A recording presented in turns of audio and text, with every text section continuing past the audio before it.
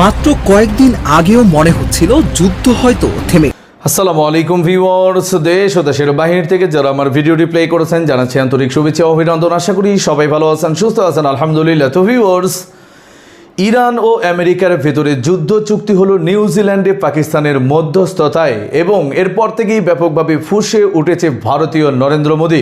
কেননা পাকিস্তানের সাথে ট্রাম্প যে নতুন সম্পর্কের ইঙ্গিত প্রদান করেছেন তা একেবারে নরেন্দ্র মোদীকে চুপসে দেওয়ার মতোই। ঠিক সেই জায়গা থেকেই এখন ইরান ও পাকিস্তান একযোগে এখন ট্রাম্পের সাথে ঐক্যমতে প্রকাশ পেলেও কোনোভাবেও সেখানে চান্স পাচ্ছে না নরেন্দ্র মোদী তথা ভারত, এবং যে কোনো ইঙ্গিতেই এখন ভারতের উপরে বড় গজব নেমে আসতে পারে আমেরিকা থেকে, এমন ইঙ্গিত প্রদান করেছেন মার্কিন প্রেসিডেন্ট ডোনাল্ড ট্রাম্প। দর্শক আসুন, এই মুহূর্তে আমরা জানবো যে ইরান, আমেরিকা, পাকিস্তান ও ভারত এই চতুর্মুখী প্রেক্ষাপট ভারতের উপরেই গিয়ে কেন গজবে পরিণত হলো, বিস্তারিত জানবো রিপোর্টে। সো ভিডিওতে যাওয়ার আগে ছোট রিকোয়েস্ট করবো, যারা চ্যানেলটি সাবস্ক্রাইব করেননি সকল আপডেট সবার আগে জানতে অবশ্যই চ্যানেলটি সাবস্ক্রাইব করে পাশে রাখবেন। দর্শক আসুন স্ক্রিনে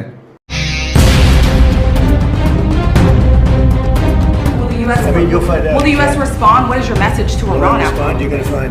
মাত্র কয়েকদিন আগেও মনে হচ্ছিল যুদ্ধ হয়তো থেমে গেছে, শান্তি আলোচনার দরজা খুলছে, উত্তেজনা কমেছে। কিন্তু হঠাৎ করেই আবার বিস্ফোরণ, হামলা ও পাল্টা হামলার দাবি। যুক্তরাষ্ট্রের বিমান হামলার কয়েক ঘন্টার মধ্যেই ইরানের ইসলামিক রেভলিউশনারি গার্ড কর্পস বা আইআরজিসি ঘোষণা দিয়েছে তারা মধ্যপ্রাচ্যে মার্কিন অবস্থান লক্ষ্য করে পাল্টা হামলা চালিয়েছে। সেই সঙ্গে স্পষ্ট হুঁশিয়ারি, যদি আবার হামলা হয় তাহলে তাদের জবাব হবে আরো ভয়ঙ্কর। তাহলে কি শান্তির দরজা একেবারে বন্ধ হয়ে গেল?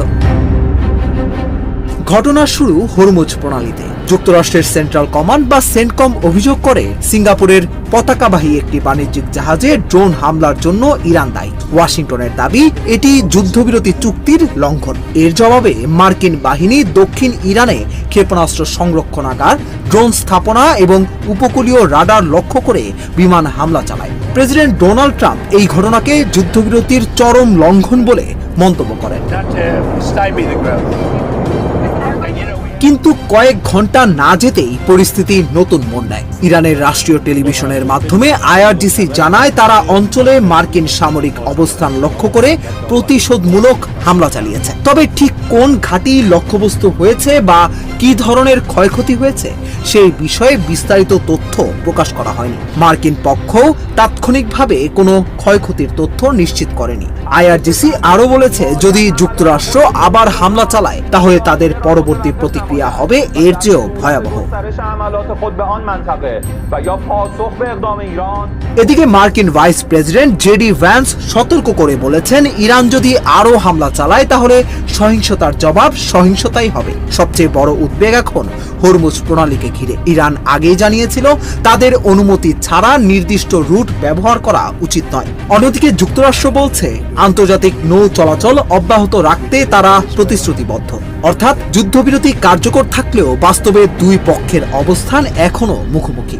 এরই মধ্যে যুক্তরাষ্ট্র ও ইরানের মধ্যে হওয়া অন্তর্বর্তী সমঝোতা বাস্তবায়ন নিয়েও মত পার্থক্য রয়ে গেছে। হরমুজ প্রণালীর নিয়ন্ত্রণ, সমৃদ্ধ ইউরেনিয়ামের ভবিষ্যৎ এবং আঞ্চলিক নিরাপত্তা সহ একাধিক গুরুত্বপূর্ণ বিষয়ে এখনো সমাধান আসেনি।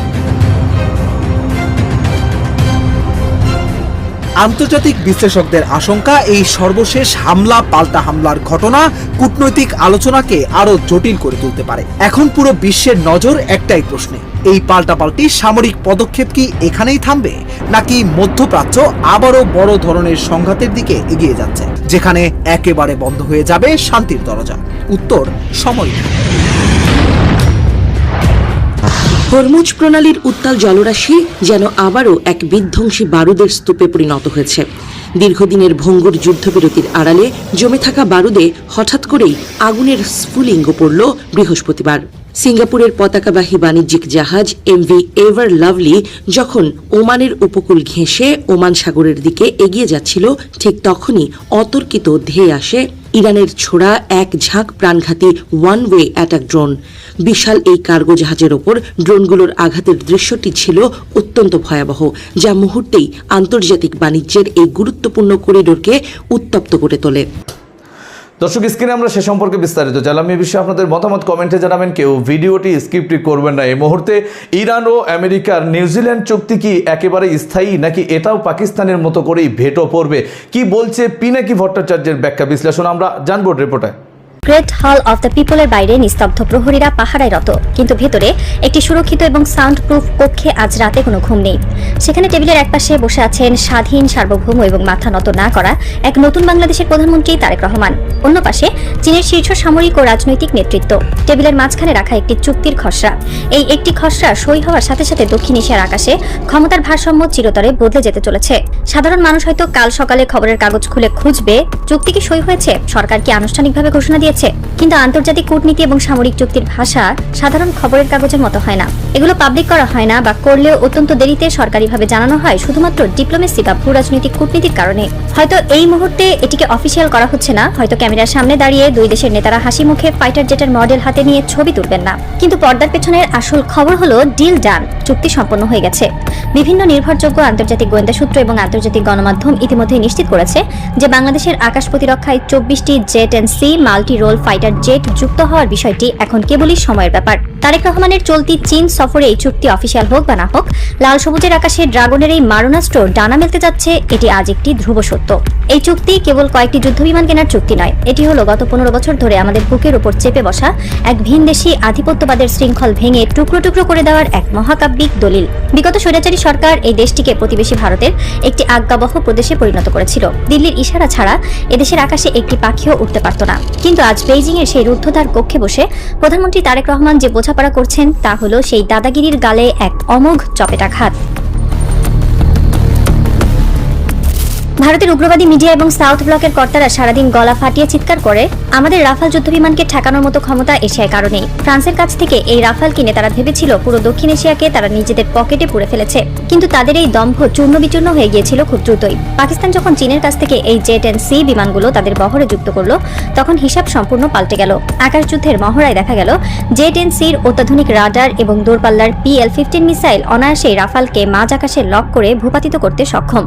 অর্থাৎ যে রাফাল নিয়ে ভারত আমাদের দিকে চোখ রাঙাতো, সেই রাফালের সাক্ষাৎ জমদূত হলো এই জেট এন্ড সি। আর আজ সেই একই জমদূত এসে নামতে যাচ্ছে কুর্মিটোলা এবং চট্টগ্রামের রানওয়েতে।